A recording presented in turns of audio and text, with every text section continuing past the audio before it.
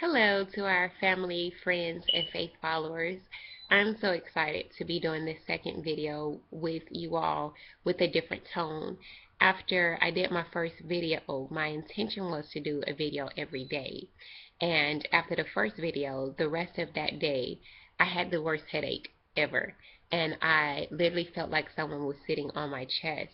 And that night, I prayed, and the next morning when I woke up, I felt a complete emotional release from my entire story. And that was such an eye-opening moment for me. And I wondered why that was and why I had had the experience the day before that I had. And I realized that anytime you share your story, you open yourself up to other people's opinions, other people's emotions, other people's views, and it's really comfortable to just be in a box and experience life from your own perspective. But it puts you in a different arena when you open it up to everyone else to go through the experience with you. And so I spent the next couple of days really focusing on why I really wanted to do this video and why God had really led me to encourage people through my story when I am such a private person. And I was looking at a life class from Oprah, and Dr. Brene Brown was speaking on this. And she said a quote from Theodore Roosevelt that really lingered with me. And I want to read that quote to you. And I want you to be encouraged knowing that everyone has a story. And whether that story looks like the next person, it's the fact that it is your story. And the experience belongs to you, but the testimony belongs to God. And there's a reason why we are led into these experiences. And I believe a big part of it is to encourage someone else to live. And so I want you to listen very carefully to this quote, and I think it will encourage you as much as it encouraged me, and then we'll go into my next part of the process that I am in now. And this, like I said, is a quote from Theodore Roosevelt, and it says, "It is not the critic who counts, not the man who points out how the strong man stumbles, or where the doer of the deeds could have done them better.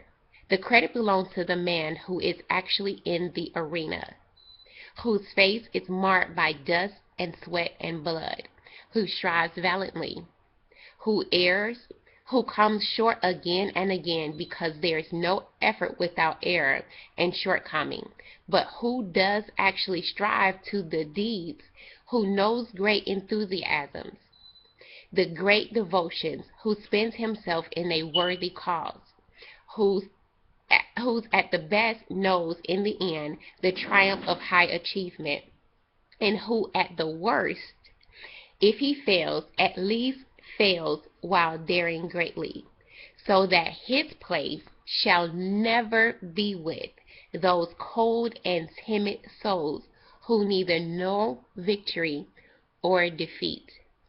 One aspect about sharing your story is it takes the power out of the emotion of it. It takes the power away from the enemy. It takes the power out of the depression and the shame and whatever that story is. And when I was thinking about infertility over the past week and with this experience, I realized something. And I said, there's millions of people in this world that are dealing with infertility, and not just infertility as it pertains to bringing forth a natural child, but infertility in their businesses, infertility in their dreams, in their marriages, in their careers. And when I looked up the word infertility, it simply meant the inability to reproduce. And we were created to reproduce. And so when we meet something in our life where we are not productive in it, it sends us into a place of shame and hurt. And we have to learn how to overcome that.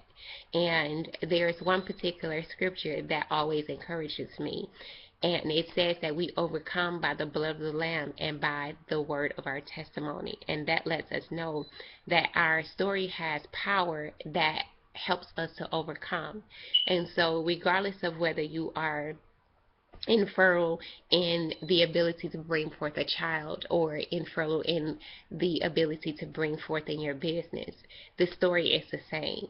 And we come to a point in life to where we have to have authority over it. And so that brings me to the next aspect of my process. So on Friday, we go to Reproductive Biology Associates. I'm very excited about this particular doctor visit because this is the first official visit at the infertility specialist. So I get to see an entire picture of what the process is going to look like rather than from an emotional standpoint. I get to look at it from a professional standpoint. And so that is what we're doing on Friday. And the praise report from that is also this. The initial visit costs $250 to go to the doctor, just to go to the doctor. And we know that infertility is such an expensive process. And like I said, whether it's infertility in your body, infertility in your business, you're always finding that it is going to be an expensive process, whether the expense comes in your emotions or the expense comes out of your pocket. So, but I am grateful because our report is that we do not have to pay the $250 because my doctor gave me a voucher to see the doctor, the infertility doctor, that is worth $250. Yay! So that's exciting. So this process has already begun, and we've already begun to see the miracles come out of it. So I want you to, in this process, in my life, your life, to stay encouraged by that and realize that infertility has no power, that the God that we serve cannot overcome. And because Jesus Christ overcame on the cross, you can overcome everything that happens in your life. Our next video will be a video of my husband talking about his experience during this process emotionally, because I learned some really sad stories after I did my first video of women who was one of the things that they struggled with was the acceptance of their infertility from their husband, and hearing stories of women who was going through the process of infertility and their husband left. And I think when we talk about infertility, we talk about it always from the woman's perspective and standpoint, and not really giving credit to the fact that you're not dealing with it by yourself. There's also your spouse that is dealing with it, and how to be sensitive to his emotions while he is trying to be sensitive and supportive of yours. And so I thought it would be a fabulous idea to have my husband, who agreed to do so, to do a video about his experience and to be very candid about it. And what we also did last night in this process that I want to encourage you with is that my husband and I talked last night about what it is that I need from him from an emotional, physical, financial standpoint while going through this process, at the encouragement and advice of his father. So his father's advice to him was to make sure that he remains sensitive to what I am going through this process. And so he did just that. So it's so good to have counsel around you that encourages you and that keeps you clear-minded, because it is very difficult when you have two people going through such an emotional process. You can lose your focus on each other, and that's the one thing that we don't want to do, because it is to bring us closer, not to separate us. And so I want to leave that encouragement with you. And remember that it's not the critics who count around your life. It is you, because you're the one that's in the arena and you're the one that is doing the faith walk. And so I want to encourage you on your faith walk to keep moving, because faith comes by hearing, and what you heard came by God.